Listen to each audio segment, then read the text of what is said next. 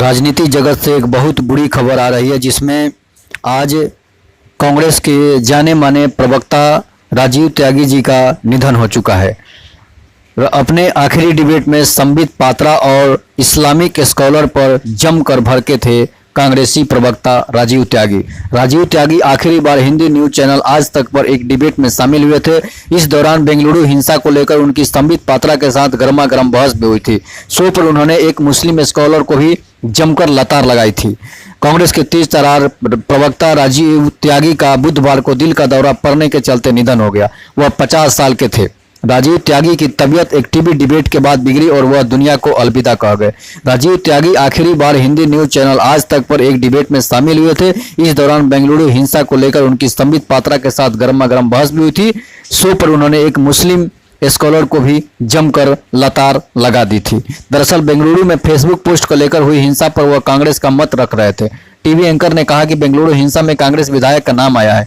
वो दलित है, ना कोई दलित चिंतक बोला, न संविधान को जब सड़कों पर दौड़ा जा रहा था कोई संविधान का ठेकेदार बाहर निकला। और अभिव्यक्ति की आज़ादी तो भूल ही जाइए, क्योंकि धर्म का मामला आ गया तो अभिव्यक्ति की आज़ादी वैसे ही डिब्बे में चली जाती है। इस पर राजीव त्यागी ने कहा कि देखिए, सबसे पहले मैं स्पष्ट कर दूं कि किसी भी संस्था या किसी भी व्यक्ति द्वारा की गई हिंसा की कांग्रेस निंदा करती है और सरकार से सिर्फ इतना ही कहना चाहती है कि जो भी दोषी हो उसको सजा मिलनी चाहिए।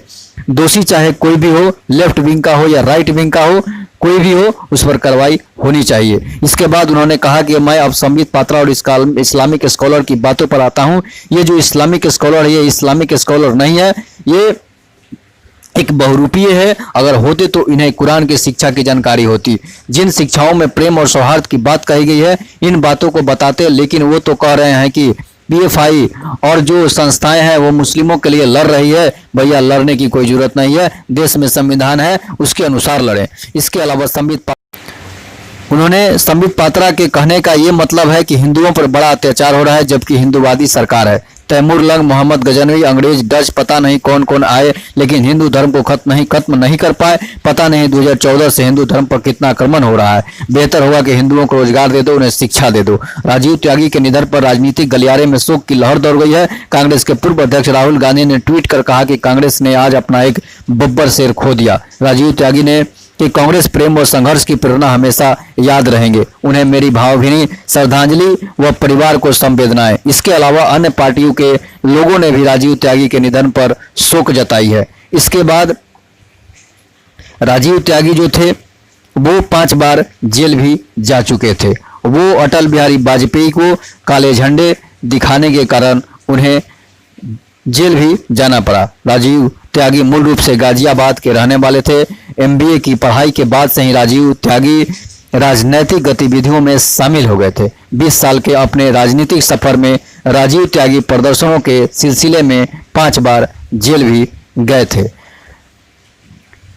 राजीव त्यागी की तबीयत आज एक टीवी डिबेट के दौरान अचानक खराब हो गई, जिसके बाद उन्हें गंभीर हालत में गाजियाबाद के एक अस्पताल में भर्ती कराया गया। राजीव त्यागी कांग्रेस के तेज तर्रार प्रवक्ता और जुझारू नेता थे।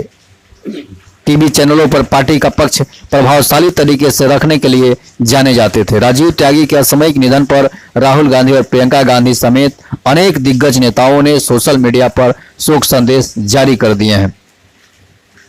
राजीव त्यागी अपने 20 साल के अपने राजनीतिक सफर में दिल्ली के प्रदर्शनों के सिलसिले में 5 बार जेल गए।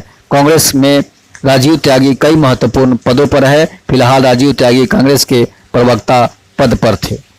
साथियों के साथ अटल बिहारी वाजपेयी को काले झंडे दिखाकर वो चर्चा में आए थे।